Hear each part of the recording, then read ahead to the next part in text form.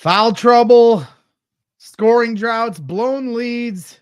Purdue falls to Michigan and Ann Arbor and loses the top spot in the Big Ten.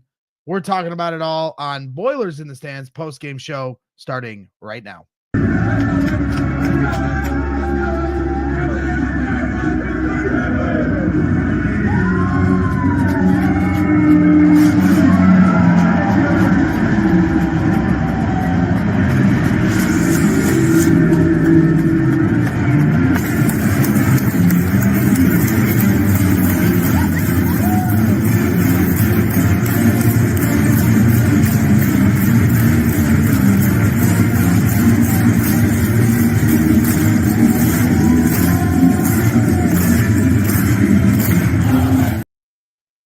Welcome back to the Boilers in the Stands post-game show. I am your host, Greg Braggs Jr. Alongside me, as always, is Joe Jackson. Craig Bowers will be jumping on here in just a few moments to react to a very tough loss in Ann Arbor as the Purdue Boilermakers and the Michigan Wolverines go head-to-head, punch for punch in a dogfight of a game, and Purdue falls on the short end of the stick and now are looking up at the Michigan Wolverines at the top spot now for the Big Ten, and Michigan State playing tonight as well. So it's a 3-horse race here as we're starting to round third in Big Ten play. Purdue couldn't get it done tonight. Dusty May and the Michigan Wolverines adjust from their blowout loss in Mackey Arena. Did some different things that I think we'll get into tonight with Joe as they switched from man-to-man to zone, which certainly gave Purdue problems. And you know, Joe, I mean, you had 3 different opportunities to really slam the door shut on this team where you had double-digit leads, and each time, you know, it just Purdue just couldn't extend it, and you had some guys on Michigan like Gale who were doing everything they could to keep Michigan in it, and then Braden Smith, who started out the game where it felt like he was going to drop 40, all of a sudden goes into a pretty big scoring drought himself.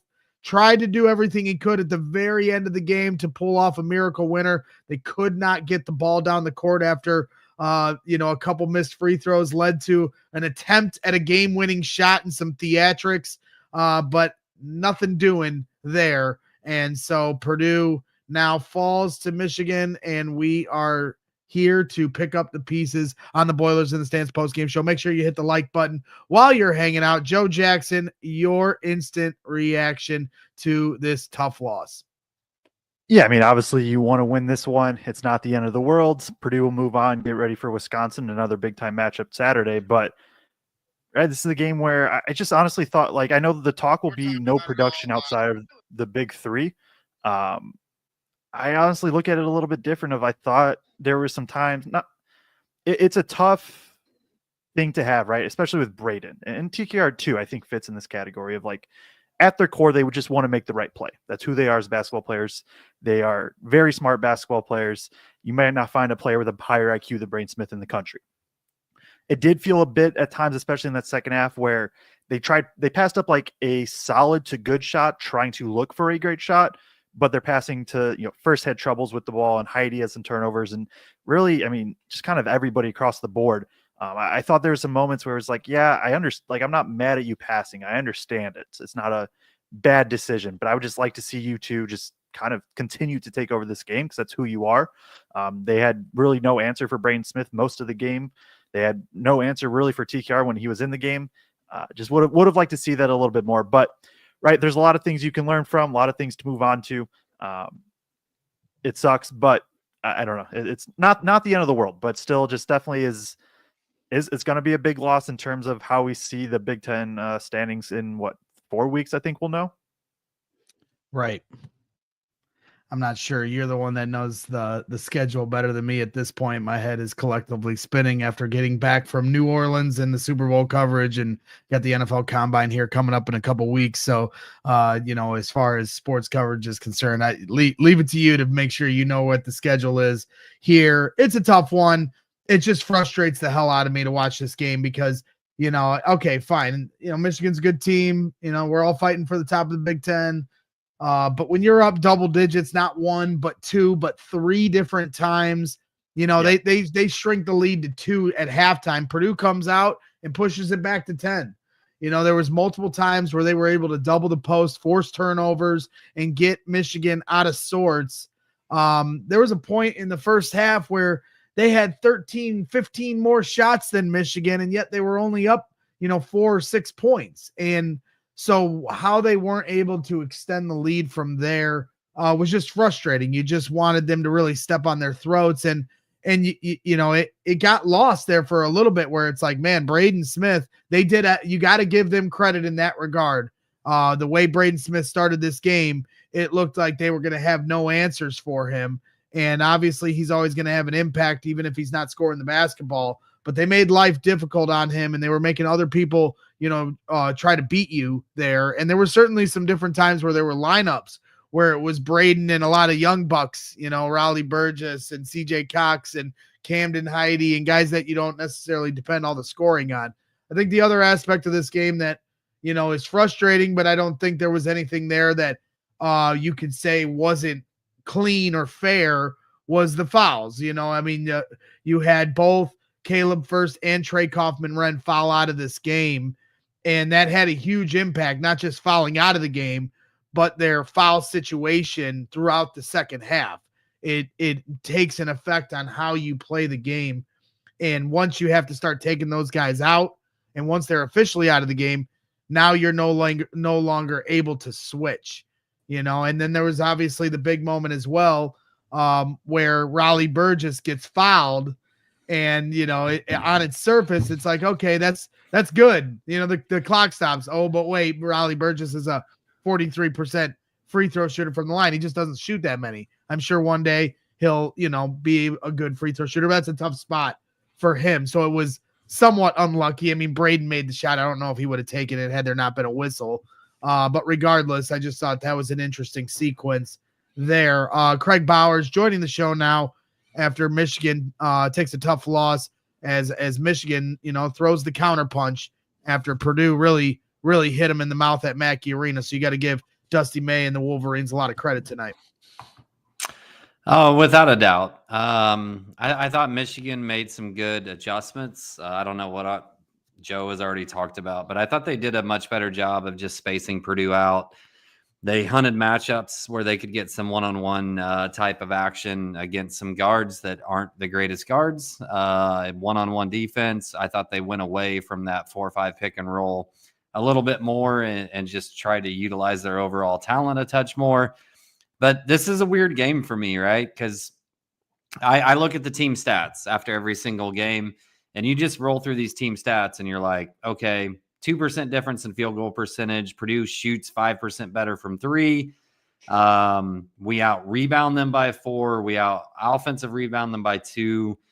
Like, you look through all this stuff. Turnovers are even. Points off turnovers were ahead. Multiple things that you count on from a team statistic standpoint. As long as Purdue's ahead, you think Purdue's winning that game. And Michigan basically out-Purdue'd us, right? They shot 26 free throws. Now, 6 or 7 of those were down the stretch, right? But take those away, they're still plus 12. Even if you take away 6 free throws at the end of the game, they're still plus 12 from the free throw line on Purdue. And I mean, Joe can probably speak to this more because he watches the defensive side of the ball probably more than you and I do, Greg. But typically speaking, when Purdue tends to foul a lot, it means they were out of position in the beginning or they got beat off the dribble in the beginning, which causes them to over-rotate, be slow getting back to the guy, which leads to fouls.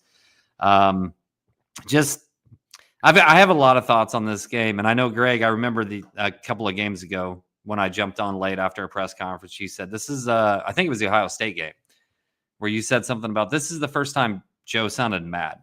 And I'm going to sound mad tonight on multiple things, but we'll get there eventually. Yeah, well, I'm definitely pissed off. I was throwing a complete temper tantrum to end the night. Certainly frustrated just because we're starting to get close. You can taste that 27th Big Ten championship, and it's not over. Michigan's going to get tested by teams here. Michigan State plays IU tonight. There are no easy wins in the Big Ten here the rest of the way. You lose on the road to Michigan, a top 20 team in the country. It's nothing to hang your hat about, but I think the context in which you lose, where you had many opportunities to win is what makes it a tough pill to swallow. And that's where it's frustrating. You had Burnett, a few times get loose, and it just seemed like they were choosing to leave him open and see what, hey, take that, we're gonna let you have it. And to his credit, he knocked down some big shots. Like I said, Roddy Gale, man, he had a hell of a game, because in the moments where Michigan really felt like they were about to lose it, he kept them in it in that late in the first half, and he had some plays in the second half as well. So there was some different guys there. And then, of course, Trey Donaldson knocking down the big three at the end of the game. So, it's tough. And then you have so many easy buckets under the rim where you have an opportunity to get them home, and Caleb Furst and Camden Heide and others just couldn't finish around the bucket or even just get their hands on it. And so you're just it's fingertips. It's a game of it. Sports are a game of inches, no matter what sport you're playing. And those moments were the difference between Purdue pushing it to 10 and then all of a sudden Michigan making it a 4 2-point game. Yeah, let's talk about two of the things I'm mad about right now, Greg, because you brought two of them up right there. I don't need ISO. Okay. Two of the things that just really bothered me tonight, right? Because you brought two of them up in that sequence. One was, okay, we have to give kudos to Caleb Furst for this team's turnaround defensively. They have been much, much better defensively because of Caleb Furst. And they kind of took some of the strengths of what Caleb could do defensively out of this game. He got 2 steals real early in this game. Mm-hmm. And then I thought they went to a lot better job of just trying to do more ISO matchups later and got away from the point where Purdue could really double and Caleb could do what he does from that standpoint. But one of the things we've said all year, and Joe talks about us, Joe ran to the bathroom or something here, which is fine. Yep. I do that often. But Joe talks about often that like Caleb's misses are loud. And around the Caleb Furst misses being loud is lack of strength at the rim with the ball. And we just saw multiple times tonight where he gets the ball in a low post scoring position where you should either make the shot or get fouled. One of the two.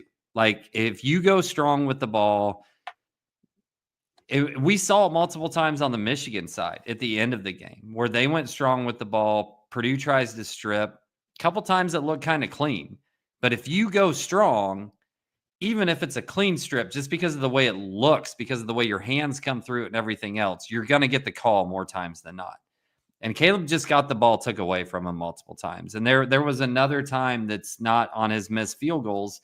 But I want to say either Miles or CJ kept the ball alive, got the ball back to him, and he gets tied up, right? He just not being strong with the ball. And I still think Caleb did some things really good in this game, but this was a game that just drove you nuts because of that singular thing that we focus on negatively came out in spades tonight in this particular game. The other thing that you said all was the something good and the bad of Furst in one game, right? Like all of it.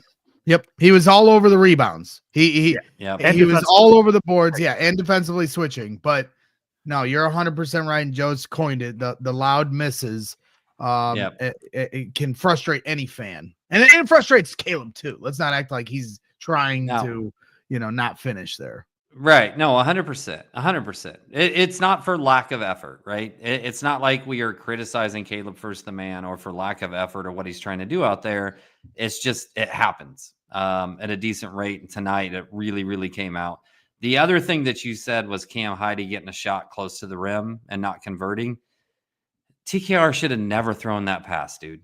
Yep. You are in that moment of that. You led Cam Heide into 3 guys. The shot wasn't there. The look wasn't there. That's not what Cam does well.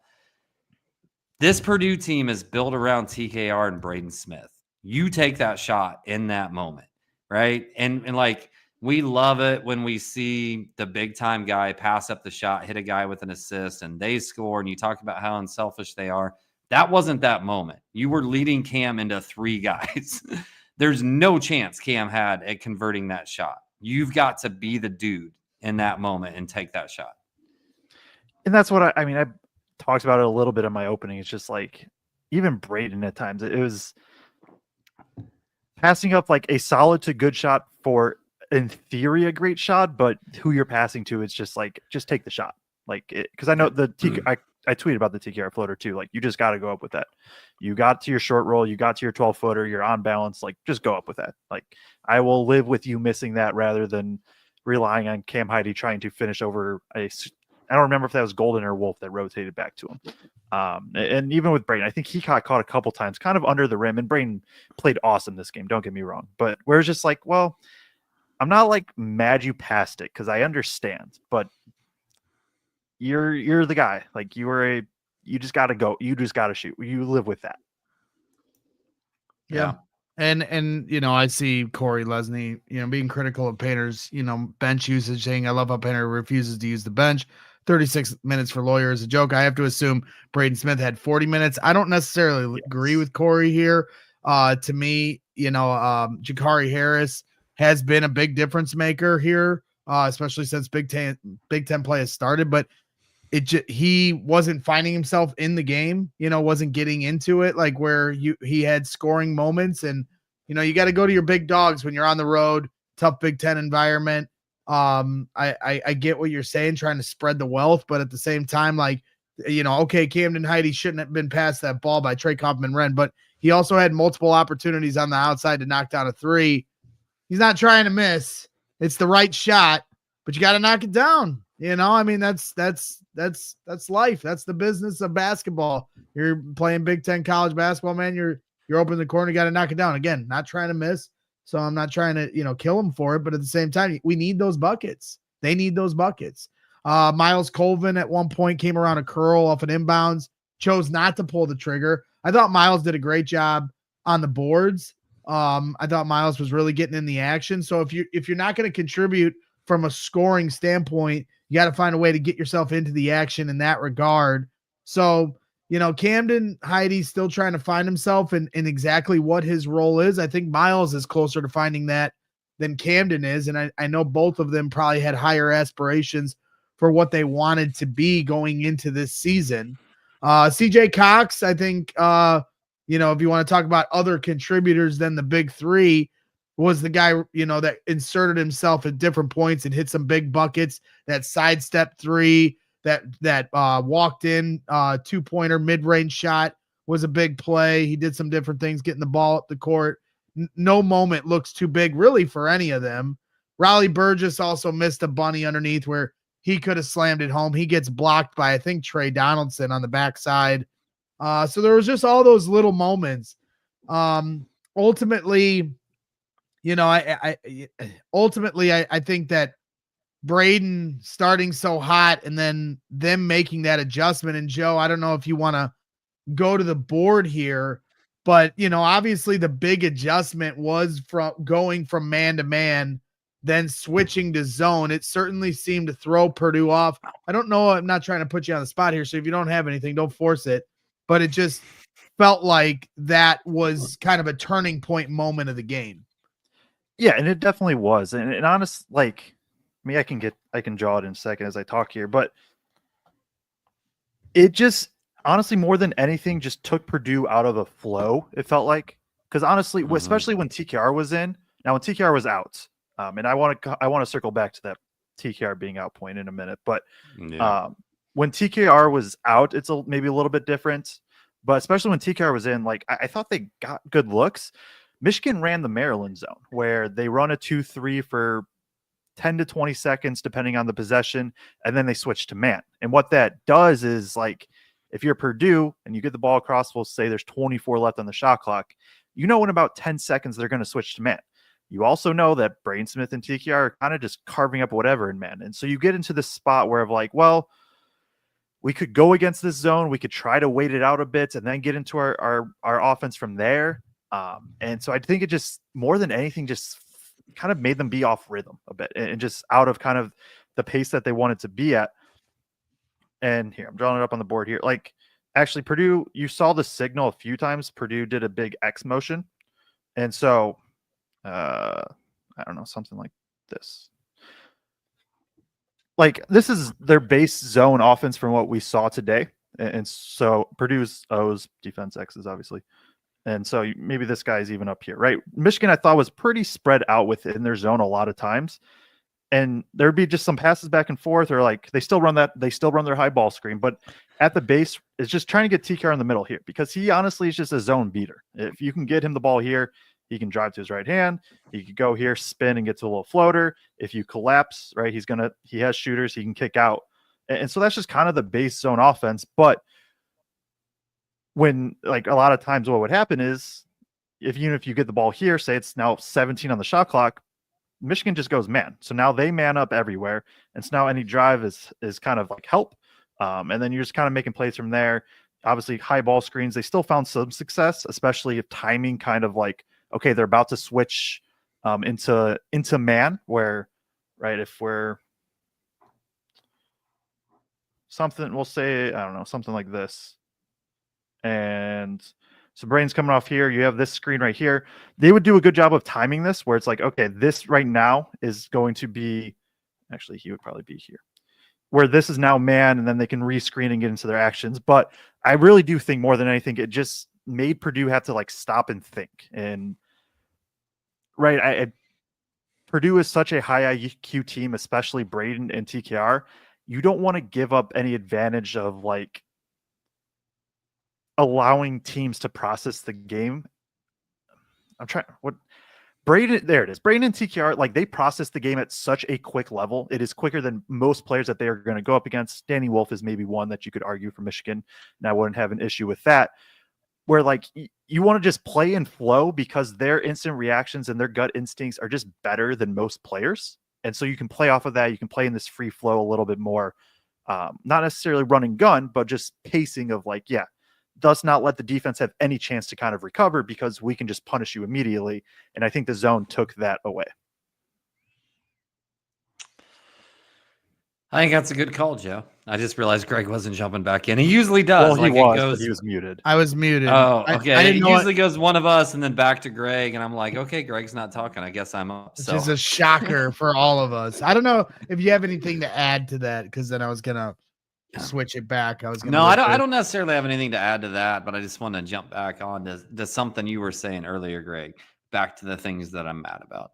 Okay, well, get to it. We like a fired up Kraig. Look, how do I want to put this? Like, we've multiple times, and I think we've brought it up in shows at times where like people have to get off the like, if Miles and Cam aren't huge contributors, this team can't be successful, because we keep going back to like, well, right, but Jakari and CJ have emerged, right? Jakari and CJ have become more and more a part of the scoring threat of this team. And as long as Cam and as long as Miles are still doing things from a rebounding standpoint, a defensive standpoint, this team can be successful as long as those other two guys are scoring. But dude, the bench went over. Like, I mean, midway through the second half, I think we're up by 7 or 8. And in my head, I'm going, when's the last time Purdue won a game where the bench didn't score a point? And I've got a group text with some guys, and they were feeling pretty comfortable, and I wasn't, man. Like, I just wasn't, because there was a lot of things that were going against Purdue's way in terms of the fouls getting picked up, in terms of like, man, guys, like you have to get some contribution elsewhere. And especially as the fouls were compiling with TKR and Furst. And I think there were some platitudes thrown around for Painter of like, good for him for going ahead and playing and trusting these guys, even though they're in foul trouble. I think in Painter's head, he didn't have a choice because nobody else was doing anything. Right. It wasn't like, I'm going to trust TKR in this spot, or I'm going to trust Furst in this spot.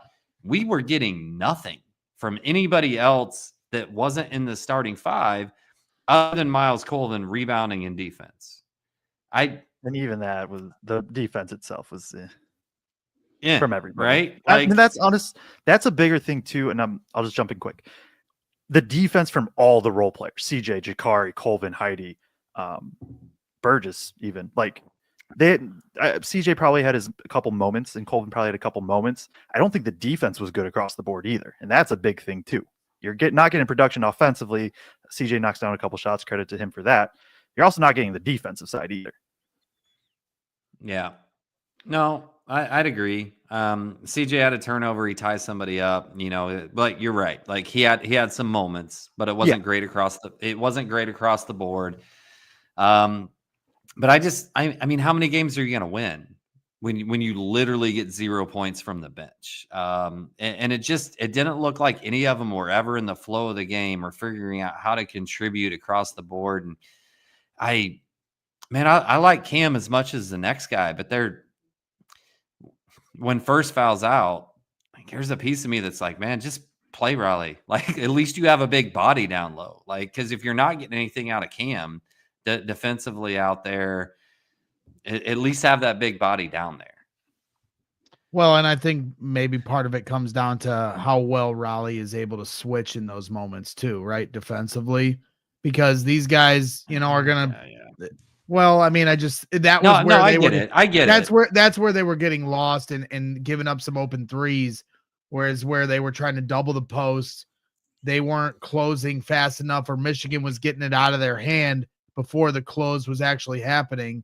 And then the 2 kick, the hockey assist, and now an open 3 in the corner by Burnett or Trey Donaldson, who that was a tough shot. I thought the recovery was pretty good there. And then you had Golden. Then you had Golden a couple times who took the double team and just turned his shoulder and bowled right into it and got the and one multiple times. So, I know at one point Robbie Hummel said on the telecast, like, what is CJ Cox supposed to do there? But you also have to credit Golden for taking it, like what we're talking about with Caleb, like just go into it, take it to the fight, go right into the action and go after it. Golden did that, whether you think it was over aggressive or not. You got to tip your cap because he got the job done. And I may be wrong. My pushback would be we end up +2 offensive rebounding, but I felt Michigan went on offensive rebounding runs when we didn't have 2 bigs in tonight. I could be wrong. I could go piece it. I could rewatch the game tomorrow, piece it back out. Maybe I'm wrong, but it just felt like when they were getting a lot of second chances was when you didn't have a 2 big men, TKR Furst, Burgess, TKR lineup in there personally. But I don't know. Too many freaking stats tomorrow. Marks. Yeah, that's fine. I don't know. Like at some point, if you're Cam, you have to hit an open 3, right? Or you have to be elite defensively. Something you've got to. Yep, I don't necessarily disagree. We're here on the Boilers in the Stands post-game show, as we are for you after every single game. We go live immediately following the game or as fast as we can if we're at the stadium. Sometimes it takes us a minute to get going, but on the road, you can always expect us to be live as soon as the games are over, especially here as we start to wind down Big Ten play. We get into the Big Ten tournament, and then, of course, March Madness, and Purdue's certainly going to have their say when it comes to all this stuff, and they still have their shot at the 27th Big Ten championship, which leads by quite a decent margin now, as IU and Michigan State are fighting, as IU's on the road at Michigan State. So hit that like button while you're hanging out. Appreciate everyone, as always, tuning in to the Boilers in the Stands post-game show. I know somebody said, Joe, that they would only hit the like button if we pulled up the plus minus. Here on this program, we are not big plus minus people because it can be a misleading stat, but if we have to get our like, maybe let's pull up the disparity here and appease our good fine people that are tuned into this wonderful program. Plus 13 for CJ Cox, minus 10 for Jakari Harris, and a bunch of people in between to give you some context on some of the plus minus. If you're watching on YouTube, you can see here on your screen. The rest of it's kind of muddled up in the middle. Camden Heidi with a -8 plus minus. But again, we are not big plus minus people, but I wanted to appease our one listener who requested it. I think that if I saw the comments, I think they were looking for Colvin's plus minus, assuming it was going to be horrendous, and he's the 4th best on the team. And that's what goes. That's why it just goes to show you how misleading it can be. Yeah, you have to have context for, especially an individual game plus minus, right? Like if there's a guy that's TKR like +6 makes sense because like, oh, well, Purdue couldn't do anything offensively really without him on the floor aside from Braden drives and things like that. So like it can make sense. You just gotta have the context, and I have to include that. I feel like every time I talk about individual plus game plus minus. Yep. Bench points 0, as Kraig said. That's astounding. Time leading the game for Purdue, 35 minutes of this 40-minute basketball game.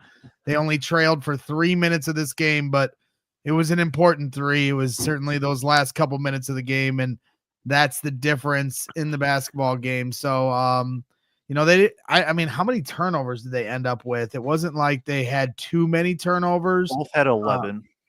What's that? They had 11, but yeah. 5 by Kaufman-Renn. I find that to be a pretty interesting stat there. Yeah, I think it wasn't that first half, especially, was not a good TKR half, I would say, for the most part, where you saw Purdue or Michigan really force him back to that left shoulder. He did get it once or twice, but just a couple times. Like, I don't remember all of the turnovers off the top of my head. He had 4 in the first half and 1 in the second. But it just felt like Michigan was able to be physical with him and just take him out of that rhythm a bit, and force some turnovers that way. TKR tries to force another pass or two, and things. That's just how the turnovers got added up, because they had 5 first half turnovers. CJ Cox had 1. TKR had 4. It's a pretty important 20 minutes to have 4 turnovers from your second best player. Yeah, and wait, who had 4? TKR had CJ. 4 in the first half, and CJ had 1 in the first. Okay, half. Okay. I got you. Yeah, and I think, to me, if you're looking at like themes, are there things over the last few games that maybe you've seen? So like Purdue made an adjustment after Christmas break, right, defensively, and they really picked up what they were doing. They were starting to get way more turnovers, and they switched the starting lineup. So if you're looking over the last few games and you're like, how are teams adjusting to that? What are they trying to do differently to that? To me, and we talked about this, and even in the USC game, Joe, where I feel like teams are trying to purposely play with more space, because what Purdue does defensively, Caleb coming in and CJ coming in, were better defenders than what were in the starting lineup before. But at the same time, a lot of what Purdue does in terms of creating turnovers, and I listened to Robbie Hummel and Chris Kramer and Goodman podcast earlier today, and kind of reiterating the same thought that we've had, is it's very schematic based, right? Because of how they double, and then Braden can kind of play free safety off that when it forces the big to pass out and everything else. And when you just spread the floor out and force Purdue to do more one-on-one defensively, can you match up with me? Are you a good one-on-one defender? There's been time, even in that USC game, right? There's been times where USC exposed that maybe Purdue doesn't have the most elite one-on-one defenders. So maybe we quit trying to run all these actions, different plays. Let's just find our matchup, spread it out, and give somebody the floor to go at a Purdue defender one-on-one. Which tonight was Fletcher Lawyer, right? Yeah. Well, generally. Yeah. Which generally, yeah. I want to jump in. Like, I understand switching. I'm cool with it. First switches, cool. I still have never been a fan of the easy switches. And what I mean by that is where it's 40 feet from the rim and the guy just kind of goes up and sort of sets a screen and doesn't really, and they switch. And it's just like, okay, I understand it's easier said than done, right? Because you have your rules defensively and you don't want to complicate things, because if you do, now you're making players make split second decisions, and you don't necessarily want that, because now players are having to think and they're not just playing with feel. But at the same time, if a screen's being set 35 feet from the rim, and you saw Purdue went to credit them, they did, I think, tried a little harder later. But it just was so many times, not so many times, but a few times where it's just like Lawyers just now switched onto Wolf and they didn't even like try to get back. And I understand that's part of the switching defense, but it's with that matchup, you're switching first off of Wolf and you're putting Lawyer. I would have liked to seen a little bit more fight. You did see it towards the end where they high hedge a bit more with Lawyer and try to get back, but I don't know. I know I think I derailed somebody's train of thought, but I wanted to throw that in because it's just something that always kind of irks me with every team that does it. It's not just a Purdue No, thing. Well, and hold real quick on the switch. The one thing that when you talk about easy switches at the end, I think they recognized they didn't want to do the switch with Heidi on Wolf, and it was late in the game, and it seemed like Heidi tried to stay with Wolf, and they got kind of jammed up, and then it led to an open 3 in the corner. But it felt like in that moment that Heidi was going to try to stay with Wolf and go under it. But just the confusion on what they wanted to do in that moment, I think that was one moment where I think they were kind of in your mind space, Joe, where they were like, we're not going to switch here, but just couldn't do it. And I think Purdue's weak side, and I mean, there's the quiet part about this, and you could, I guess, argue Purdue should have just made more shots at the rim. Quiet part about this, how many open looks did Michigan miss in that second half? Like, yeah, this game could have flipped a lot quicker, and that's part of the Purdue defense. We'll get to the board sometime soon about that, but like the defense just wasn't, like, statistically it's okay. 1.09 points per possession to Michigan is whatever, but just looking at it, it was just like, oh man, it feels like they haven't been this out of sync in a while. All right, and I think it's important that we put this loss into context too. Like, this is not a bad loss. This is a quad 1 loss. It's a frustrating loss. It's not a bad loss. This is a 2-point loss. They lost 2 on the road. If Purdue pulls off a win against Wisconsin this weekend, pulls off a win against Michigan State on the road, they are still comfortably in good position to eventually win the Big Ten. Like, in the Big Ten race, in NCAA tournament seeding, this is not a like crushing loss. So as we kind of talk about what this is and the things that went wrong, like, we should keep that in mind, right? But when you 30-piece a team, basically, I know they didn't end up winning by 30, but they 30-pieced them until they put the reserves in, right? And then go on the road and lose. Like, you start being like, whoa, like, what's going on here, right? Like, they should take care of business against a team like that and all those sort of things. If we're going to point to any other trends at all that maybe concern me a little bit, and I wouldn't say this is a trend, but this is something they did tonight that I don't think anybody's done to the same level until tonight. And if you're worried about somebody copying it going forward, I'm going to give Carter Elliott from Sleepers Media a little shout out and love here, because he has said since the beginning of the season, take TKR's strong hand away, and you can make things really difficult on Purdue. You can make things really difficult on TKR. And people have tried to do it in multiple games, right? But I've never seen a team sell out on it as exaggeratedly hard as what Michigan did tonight.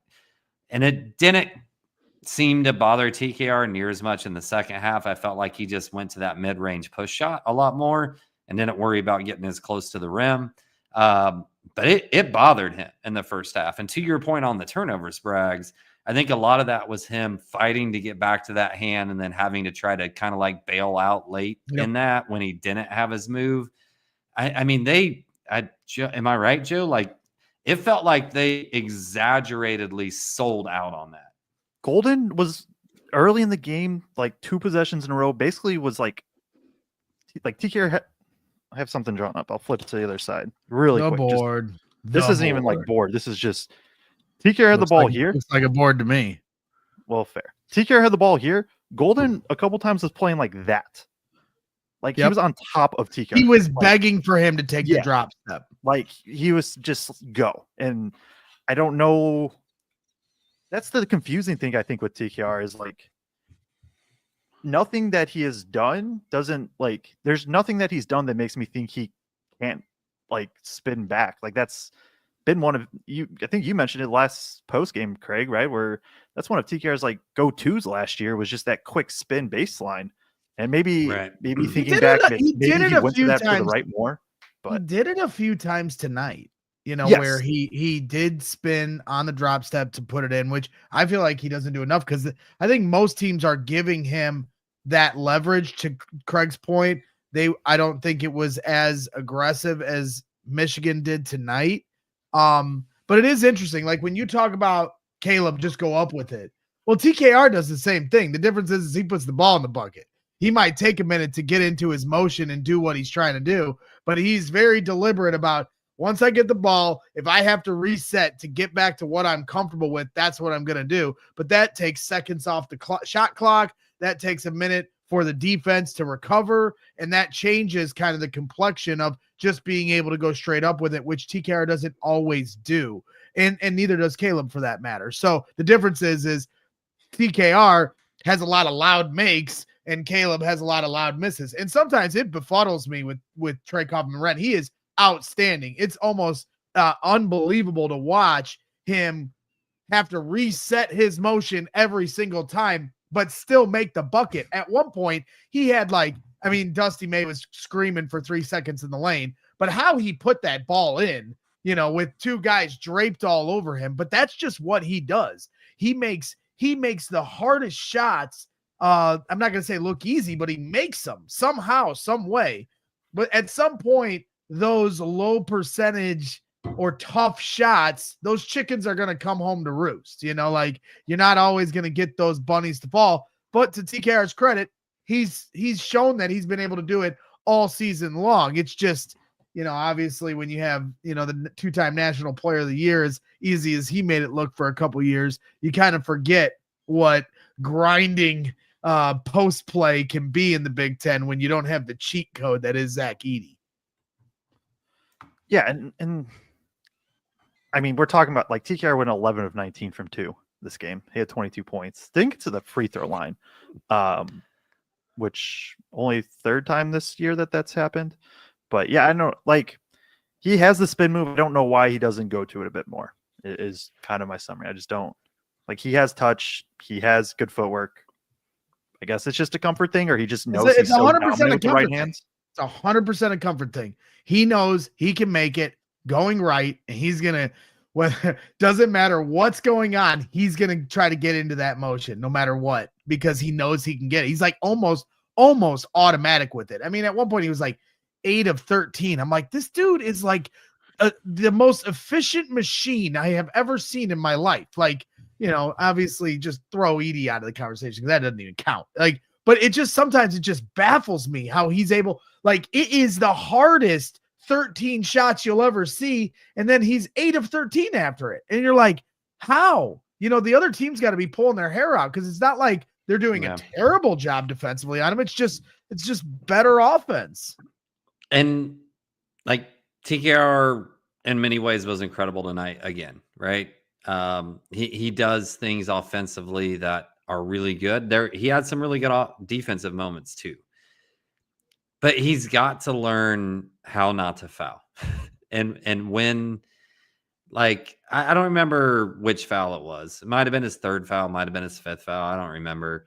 Third. But the guy clearly has the rebound and is going up the court, and he just reaches and grabs. And it's what are you doing?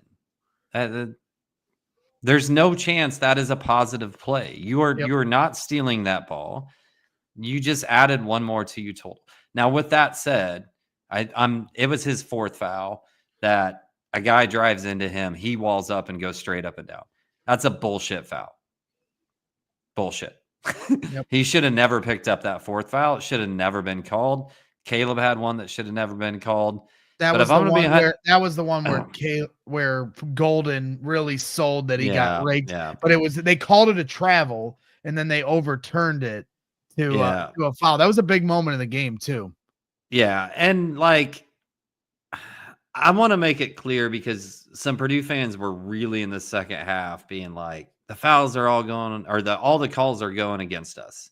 I thought the fouls or the calls in the first half were very heavy Purdue. There were 3 out of bounds, ball gets tipped out of bounds that were clearly off Purdue players.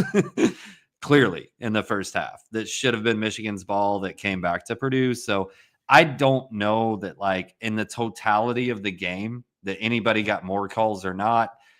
But those were a couple of critical plays towards the end of the game where I didn't think Caleb should have got called for a foul. Didn't think TKR should have got called for a foul. It is what it is. You live with it. You have to learn how to play through the refs. But Trey has to figure out how to stay on the floor. And we've heard Painter say it multiple times.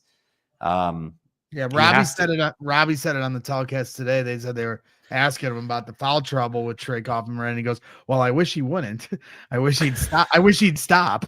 Derek Mulligan with an interesting stat here saying 11-1 on foul disparities under 8 minutes in each half in favor of Michigan over Purdue. And I will say, I agree. Obviously, Trey Kaufman-Renn, it's key for him to stay out of foul trouble. And also Caleb Furst, who fouls out of the game for the first time all year. I don't know if it was the first time for both, but I know it's definitely the first time all year for Caleb Furst. If I was an opposing coach, I would be showing every rebound Caleb Furst gets and showing how he gives a little push as the ball's coming down. If it was me, there's a few times he gets called for it. Most of the time he doesn't. And Caleb's a battler down there. And hey, make the ref call it. Get down there and get in the fight. It's hard to tell that stuff. It's very subjective, but I'm just telling you, if I'm trying to look at it with, some objectivity, if I'm an opposing coach, I'm making my staff do a super cut of all his rebounds and showing how he gives a little push as the ball's coming down. Cause that's a little bit a part of Caleb's game. And you can tell when Caleb gets the call on him, he never really argues it. He goes back the other way. So I just think he needs to be careful about that. Like I said, it's part of he's done great at all year, fighting for those rebounds. But I just think, if they're going to start paying attention to these things a little harder, you gotta be careful there as well. And I get it. That's rebounding. Rowlett's saying in the chat, Braggs, there's a foul on every round. Of course, there's a foul on every rebound. I get it, but I'm just trying to, while we're in the foul discussion, try to be fair to it. Yeah, and I want to give a shout out to Emmy here because Greg, Joe, you guys have both met Emmy. They were at her and her husband and their two friends were both out in Phoenix for the Final Four parties before both games, and I'm pretty sure they were at the Elite Eight and Sweet 16 parties as well to hang out with us. But she says 20 minutes of game time that Michigan didn't get called for a single foul. Kraig, are you telling me they went 20 minutes without fouling? I did not realize that was what happened. I guess I didn't realize there were two different 10-minute segments where Michigan didn't get called for a single foul. That seems like not a high probability. I would also say last year we were the team that was pushing back on everybody being like, hey, if we don't foul, we don't foul. So I don't know. Joe, any thoughts on the foul situation in general? I know you don't like to comment on officiating primarily, but I'm going to make you tonight. I tweeted that because Hoops does a great job covering Michigan, and I've been on his podcast a few times, tweeted the refs before the game. And I was just like, I should probably know who these refs are at this point of covering Big Ten. I literally have no clue. I couldn't care less. Right. I even this game, I have no clue who refed our game. All I'm going to say is one, TKR, you cannot pick up your third there. That was a stupid frustration foul. You are too important to this team. If I'm not even opposed to you guys, I do. There were some tough calls against Purdue down the stretch. I think that's undeniable. I will say Michigan did go zone for a large chunk of the time. And in general, that's going to make more jumpers, which in general leads to less fouls. So if I'm going to be the one that pushes back a little bit, not necessarily saying that you guys are wrong, but that would be what I would push back with of oh, well, yeah, Michigan just played zone and didn't really Purdue wasn't taking too many shots at the rims. And the one they were honestly getting stripped beforehand. So that's my thoughts on reffing and that, because it is what it is. I didn't really have a problem with any of the calls. I was frustrated by all of them, but never really oh, this was egregious. Outside of the golden one, where they call Caleb Furst raking him across the face, but they called it traveling first, and then they wait and they overturn it. It's not really something that can be reviewed. And so that frustrated me because their initial instinct was to call traveling because they didn't make a call. And because of the way Golden sold it, if anybody, Emmy's asking, well, he deserved an Emmy for that, or at least an Oscar, because he made sure. You're repeating Chris Collins, Northwestern's head coach. He said that in a post-game presser 3 games ago against Michigan. Chris Collins, future IU Indiana Hoosier head coach. I'm calling my shot. So Yeah, I am going to use that dad joke because that was the one time I was chucking stuff. I mean, at one point I'm ridiculous. Like, I've especially with the coverage we do now, you learn to not lose your mind as much. Like when we go to games, you can't really cheer, freak out. I kind of am moseying around the stand, so sometimes I can let something out if I need to. But at one point, I literally grabbed my table because I was thinking about flipping it. I was so upset because it's just like, man, to watch this game kind of lose control at the end, where you just felt like a couple things go your way. They knocked down a shot here or there, but Michigan stayed in the fight, and you got to give Gale a lot of credit. I think Gale was the MVP of this game because if not for him, I don't know if Michigan is able to stay in it long enough, and I think Purdue's able to extend that lead to 15 or 20 and really quiet that crowd down. But the crowd stayed in it. Michigan stayed in it. Dusty May, hey, first year in the Big Ten, Joe, and he's got the Michigan Wolverines at the top of the Big Ten late in the Big Ten season. Pretty impressive stuff. And, so you got to give him credit as well. Yeah, absolutely. And it goes back to, this is not a bad loss in 3 weeks, 4 weeks or whatever, when Selection Sunday comes, 4.5 weeks. Second year. This will not be viewed as, I'm sorry. Yes. Okay. Second year. Is it his second year or first year for Dusty?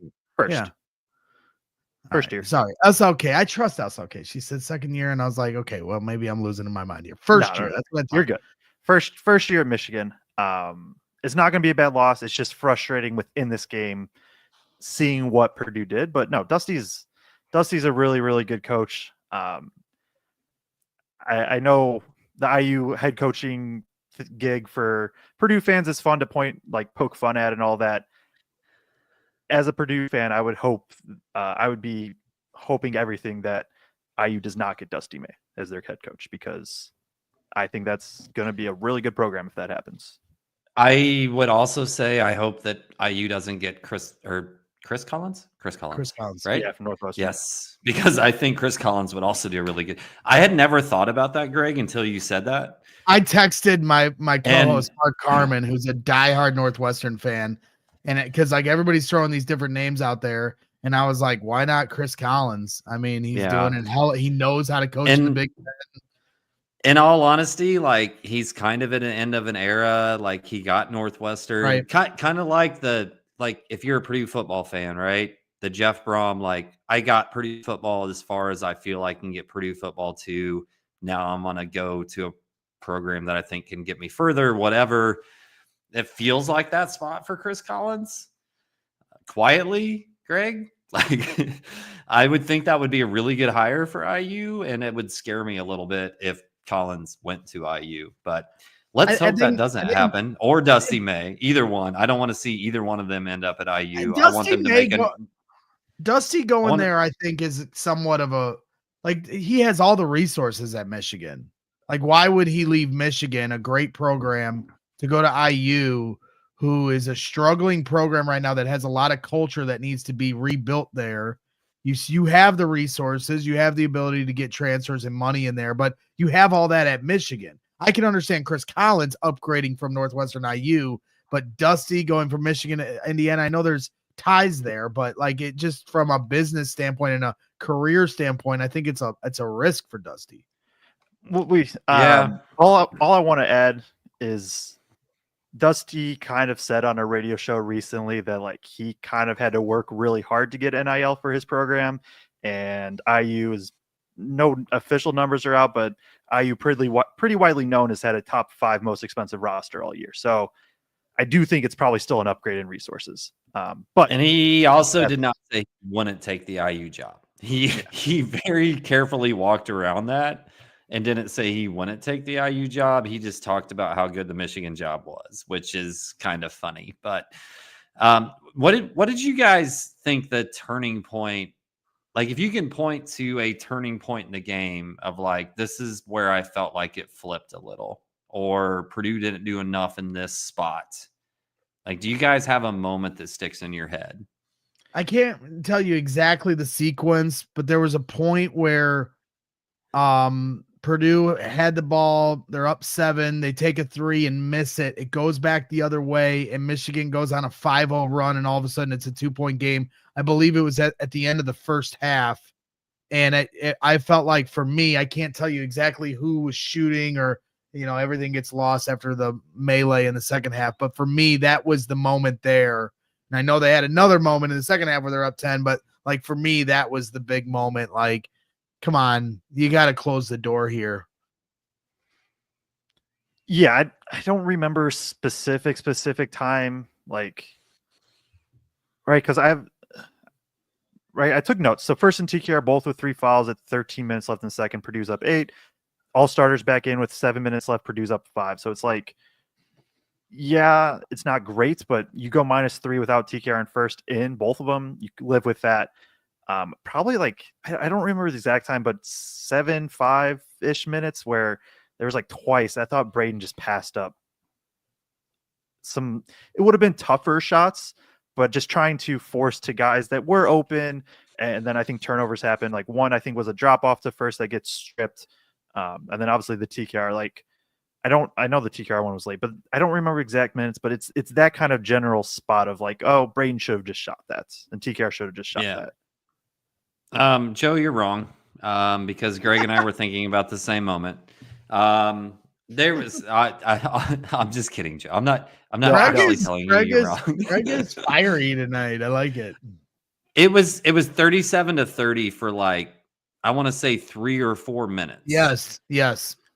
And Purdue had like 2 wide open looks from 3. We had a couple of shots at the rim, couldn't convert any of them. And that game should have been pushed to like 45-30 in that time period, if Purdue just converts a few buckets, and whatever, 4 buckets, right? So say they convert 2 of the 4, you're going into halftime like plus 12 at least. And then, right, the game ends up, like you said, like 37-35 in a blink of an eye and whatever.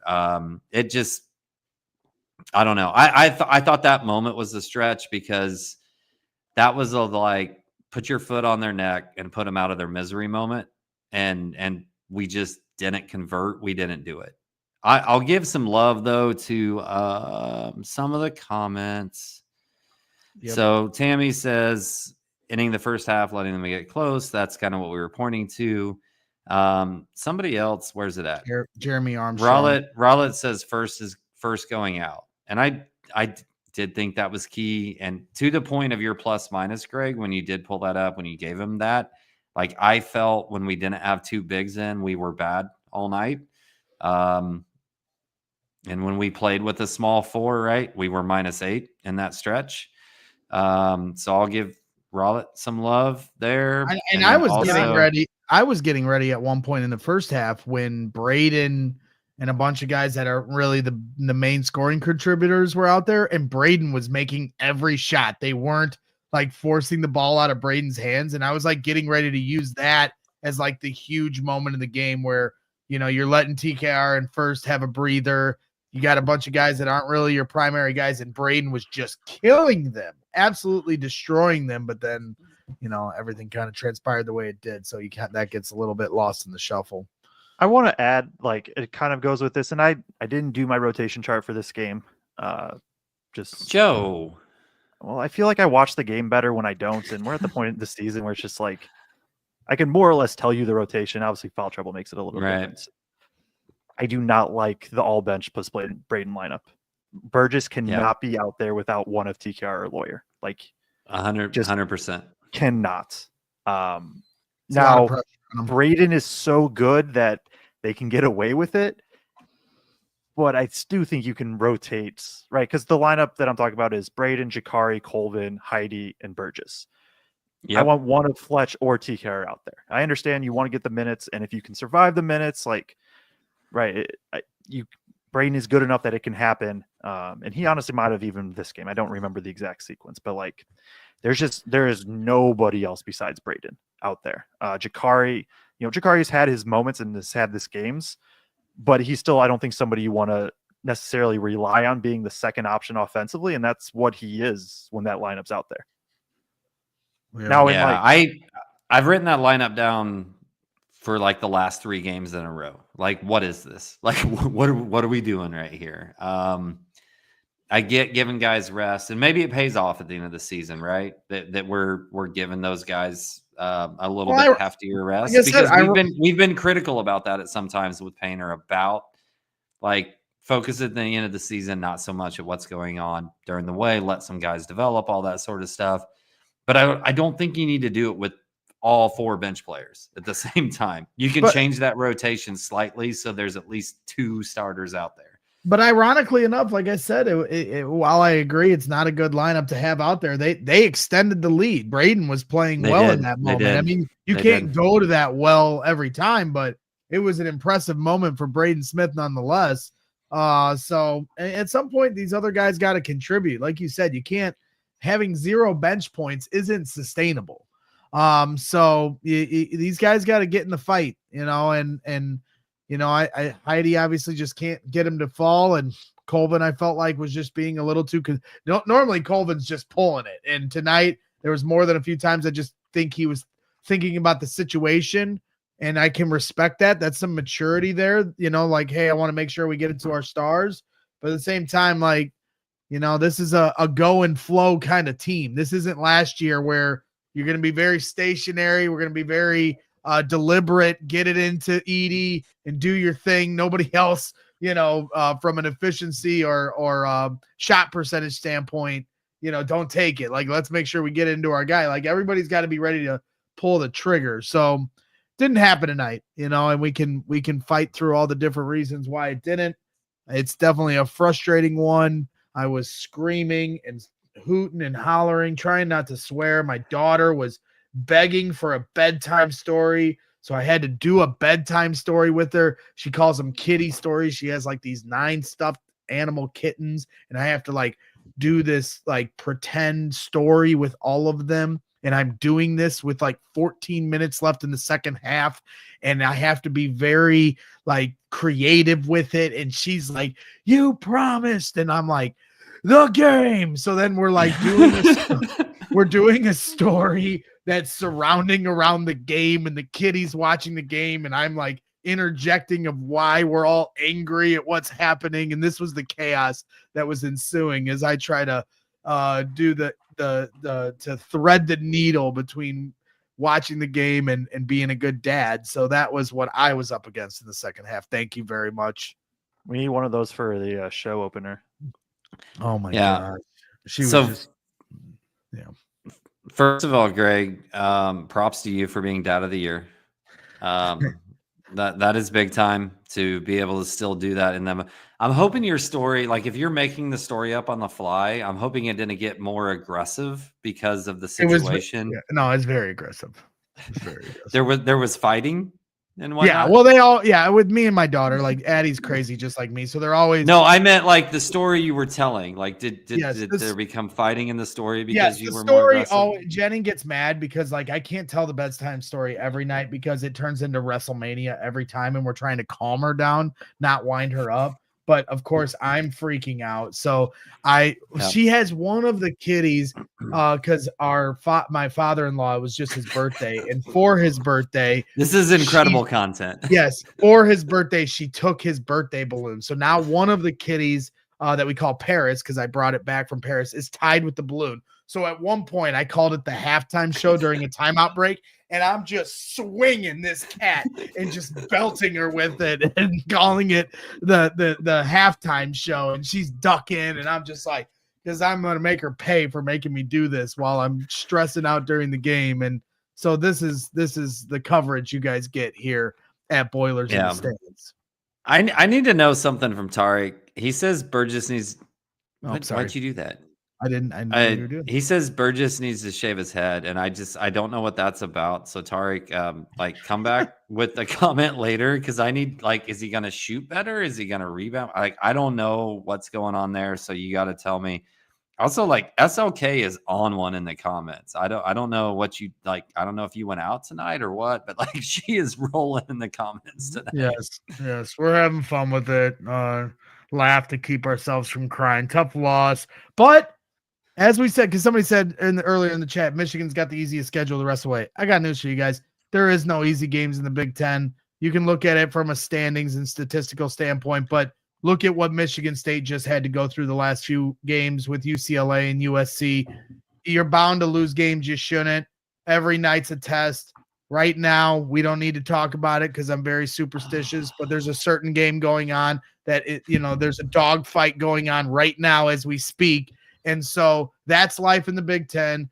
Teams are going to, lose games they shouldn't, win games they, all this. There's still a lot to be played out.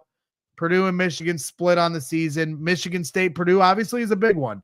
You only play them once. It's at their house. You don't get a chance to split that. You only play Illinois once to end the year. Those are big ones. We get it. So we're going to find out if Purdue can find a way to the 27th Big Ten championship. On a night like tonight when you lose, it doesn't make anyone feel better. But if we told you at the start of the season, right now we'd be in a position that we're in, every single person would sign up for it. And for a lot of us, including myself, I would be downright shocked that we'd be a top 5, top 7 team in the country, number 1 team in the Big Ten with one of the players that's one of the best players in college basketball. Just a few months removed after losing one of the greatest college basketball players of all time. Shouldn't be surprised when we understand what Matt Painter and the Purdue basketball program is. But, we can end on a silver lining. This wasn't a bad loss. It's a very frustrating loss. And there's still work to be done here and still plenty of opportunity for Purdue to secure a 27th Big Ten title and plenty more for this team to do in March and beyond. So I'm excited. I think this team's got what it takes. And even at the end, when both guys foul out, Braden Smith hits those 2 big buckets. Like those were clutch. The crossover, ankle breaker, knockdown. They missed the 2 free throws.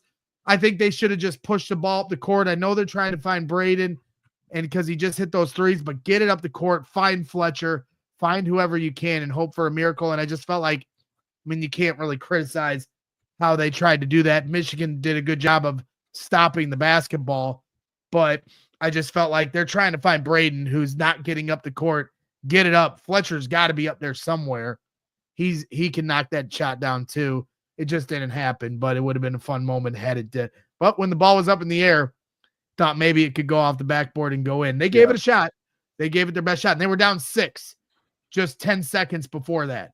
So when you talk about March Madness and those situational moments where you got to scramble and make a play, Braden kept him in it for a second. You just wish, between the 8-minute mark of the first half and then all the way to the end that he could have found a way to contribute scoring the basketball a little more between that. He just, Michigan did a good job of walling him off. So that's it for me. I don't know if you guys got anything else.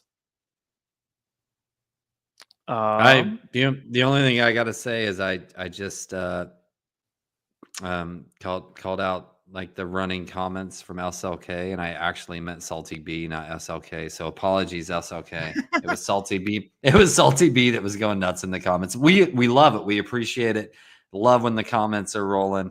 Just on one tonight. Yeah. Anyway. Oh wait, one more thing before I throw it over to Caleb first. The only other thing here was just like, I don't know if we really highlighted this. Maybe you guys did before I jumped on in that 5-minute window. But at the end of the day, this game, the biggest difference from the last game to this game is we were plus 16 in the turnover margin last game. We forced 22 turnovers, and I think we only had 6. We were even today. And that's 16 turnovers, and then those points off turnovers, that's major. That's a big, big difference. Yeah, no, it is for sure. And it's where this Purdue defense is at, where if they can force turnovers, it's going to be really good. And when they don't, you're kind of up to how does the other team just make shots or not. And Michigan didn't shoot fantastic, but they made enough. And that's how you get the win. Purdue's still fine for the Big Ten running. I know somebody said Michigan is the easy schedule. I guess it depends on how you view some of these teams. They have at Ohio State, at Nebraska, at Michigan State, home against Illinois, home against Michigan State, home against Maryland, and then home against Rutgers too in there. Not in that order, but Michigan's also got a very tough schedule coming up. Everybody does. I know we did a show Sunday kind of talking through that, and I think it's probably still pretty relevant at this point of just kind of the Big Ten scenarios. UCLA goes down, so they're probably out of the running. Still, there's only 6 games left, and they're very important 6 games, but at the same time, still kind of a lot of ball left. And Purdue is going to be fine. A lot of ball left. A lot of ball left. We do need to get through the starred comments. Yep, I'm going to get through it. Yes, sir. And IU and Michigan State are in a dogfight here in the second half, so we'll wrap this up so everybody can get to that game. I'm sure everybody's keeping an eye on it regardless. It feels so dirty rooting for IU, man. Like, it feels so dirty. I had to do it the other day, and my good friend Jason kept giving me shit for, like, cheering when IU would score and saying I couldn't do that publicly, and I shouldn't. I shouldn't do that publicly, but IU can help us. So yeah, well, IU's doing a good job defensively. Michigan's only had 5 points in the last 11 minutes of this game, including, partial end of the first half, and there are 13 minutes left in the second half. But it's a close one. It's a 3-point game, low-scoring affair, and I'm not going to get my hopes up. And I also am going to take the blame for the Michigan State game the other day because as soon as I turned it on when they were playing Oregon, they were up 10. I saw it on Google. I was like, I'm going to go watch it. And then as soon as I turned it on, Michigan State went on a run. So I almost don't even like talking about it. Rob White, if we can't win at Michigan, we ain't winning at Michigan State or Illinois unless we get lucky. Well, that's the spirit, Rob. Come on, Rob. Come on. Have a little backbone, Bob. Let's go. I'm kidding, but they're not going to be easy wins by any means. Brian Graham, my mom's last name. Shout out to Brian. The inability to finish has always been Furst's Achilles heel. He's improved so much with that over this last several games, but it reared its ugly head tonight. Loud misses is a perfect way of putting it. Yeah, I mean, Robbie Hummel talked about it on the telecast that he's shooting 73% from 2 in Big Ten play, but like 44% before that. So he had made a drastic improvement, but then tonight, the law of averages kind of evened out. Did you have something, Kraig? No, I was just going to point to the fact that his average is actually really high in Big Ten play. It just like non-conference Caleb reared up tonight. So well, and it's one of the best backcourts in basketball, right? And Michigan's got good bigs, so that made it a tougher test, right? Than you might see with other teams. Salty B saying Waddle and Berg could have potentially helped. Been seeing a lot of calls in the chat tonight for Waddle and Berg. We are definitely down bad here tonight. Waddell. Joe, any thoughts on if Waddell and Berg could help the lineup? I don't think so, but maybe, I would have. Berg's one I at least like sort of gets of like, oh well, I don't because I don't think Burgess was good today. I don't. It's another big body. Throw him against Golden. I could have at least understood that one, I think. Yeah. It is what it is. All due respect to those guys, but the guys that played needed to contribute a little more. Brad Prather, 26 free throws for Michigan and 8 for Purdue. That's the difference. Michigan 18 of 26 and Purdue 6 of 8. Ridiculous for how physical of a game that was. And it certainly was a very physical game. So I think that's a fair something fair to point out. I wouldn't say any of the fouls that Purdue was called for were wrong, but it's hard to believe that Michigan wasn't fouling at different points to have that low of a free throw disparity. But sometimes, calls happen, but they're not always calls that result in free throws as well. Cam, not me, saying Cam looked disinterested, no energy. It's a confidence thing. I wouldn't say, disinterested is probably fair to Cam Heidi. But I think it's a confidence thing. And I'm sure there's some frustration there for how it's been going for him. And he's just trying to find his way and find his rhythm and groove. And when you're missing wide open threes that he's fully capable of knocking down, that speaks to confidence or lack thereof. Rowlett Boiler says Furst going out was his moment of the game. We talked about that a little bit ago. Jason Depew, $1.99 super chat. Bragg story time. Hope you guys enjoyed that one. Little levity here to end the night. Kitty stories can get pretty wild over here at the Braggs residence. But I'm charging for anyone else that's going to request a story from me. Although you get plenty of stories and rambling from me here on Boilers in the Stands. So please hit that like button. Dude, you could do cameo nighttime stories. I could, but you guys already hear enough of my talking in all walks of life. Salty B, $5 super chat for commenting too much, drops in a $5 donation. We appreciate everyone that tunes into our show, and we appreciate all of you guys for engaging in the chat on having fun with this. We will be back. Obviously, Purdue plays on Saturday. Joe and Kraig will likely have a preview show coming up in the next few days. So it'll be interesting to see how this progresses. We have Wisconsin on Saturday. Yep. Big game. Wisconsin on Saturday. And then who do we have on Tuesday? Help me out here. I'm just trying to map out my week. Michigan State. Michigan State on Tuesday at Michigan State. Decent little 3-game stretch there. Yeah. If you're counting. So it'll be interesting. I'm pins and needles here. So, the Big Ten standings, you got Michigan 11-2 in conference play. Michigan currently playing at 10-3, and Purdue is now at what? I just missed it. What did it say? Wait, Michigan's not at 10-3. Well, then I'll just stop talking. I saw it on the screen and I was trying to read it and then it came off the screen. And so I'll just stop acting like I know what I'm talking about and end this show. You guys got anything else? All right. Well, we appreciate everybody once again as we've entered the Midwestern goodbye of this program. Enjoy the rest of your night. Enjoy the rest of this Michigan State IU game. We will see you here later in the week for a preview show. And then, of course, our post-game show coming up on Saturday will be at Mackey Arena. So make sure you say hi if you are there. And Blake Widmer coming in hot. Michigan 12-2. Purdue is 12-3. Thank you for the clarity there. Hit the like button. Thank you, everyone, for tuning in. Keep your heads up. Boiler Nation, we will be just fine. Took one on the chin tonight, but Boilers are still in the fight. So we will see you here later in the week. Stay out of the cold, stay out of the snow. And until then, Boiler up.